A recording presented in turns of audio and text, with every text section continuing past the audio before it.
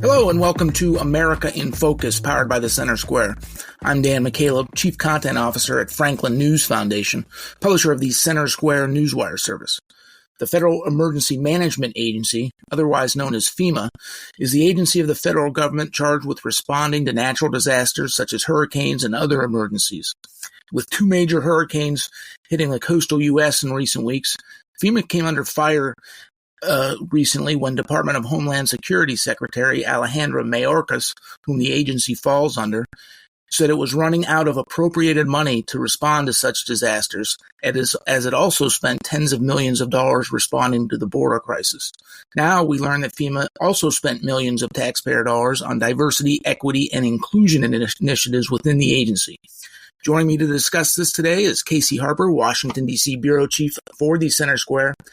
Casey, FEMA's core mission is to help American citizens recover from natural disasters.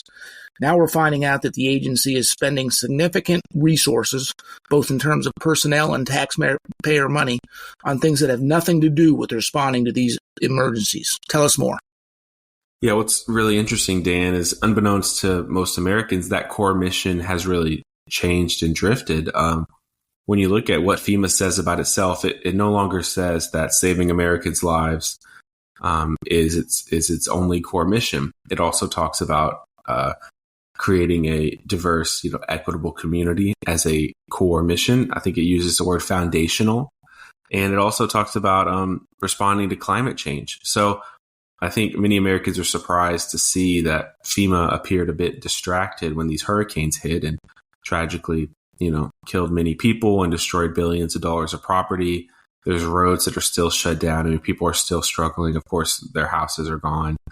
As people's lives change forever. But FEMA's working part-time on that issue because they are, as you said, focused on other things. Now, Dan, this is such an interesting story because we were one of the first people to report on this spending of hundreds of millions of dollars, probably over $1 billion just since Biden took office, on migrants, resettling migrants, making them comfortable, moving them around, finding housing for them.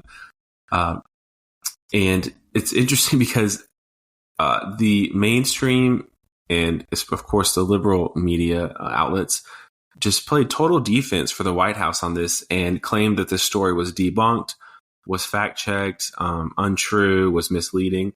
And I was kind of befuddled by this, Dan. I mean, the White House called me as well and tried to pressure me into changing things, but just the facts were very clear. I mean, it is true that there are multiple, within an agency the size of FEMA, there are multiple, bank accounts or buckets of money. And it's not as if there is, the money, the hundreds of millions to help migrants is a separate bucket than the money to help people with disaster relief. And so that fact is why the White House and some media said this story was debunked. But first off, our initial reporting never said they came from the same source. In fact, it said the opposite. It pointed out that very fact. But the point is, Dan, and I'll hand it back to you after this, Congress has made a point to appropriate, more than enough money to help migrants, but we don't have more than enough to help those who are struggling with hurricanes when we know hurricane season is coming. So I think it's really a question of priority and a question of focus for FEMA. Casey, there's still more than 90 people missing in North Carolina from Hurricane Helene. More than 500 roads are still closed. Of course, Hurricane Milton hit Florida shortly after Hurricane Helene. I guess I'm not understanding it. Why is there not sole purpose not to help Americans recover from these devastating natural disasters? Yeah, I mean, this, I know it is surprising to a lot of people, but this is not just a FEMA issue. It's happened across the federal government. Essentially, every agency has been co-opted. Its time, its resources, and its focus moved towards DEI stuff. And so you have all these bureaucrats, these top well-paid executives within these federal agencies, and their only job is to increase equity. And so it's a very nebulous term. And so what they do is they create papers and they have these long meetings and seminars like they've been having at FEMA, where they talk about how we can get, more aid.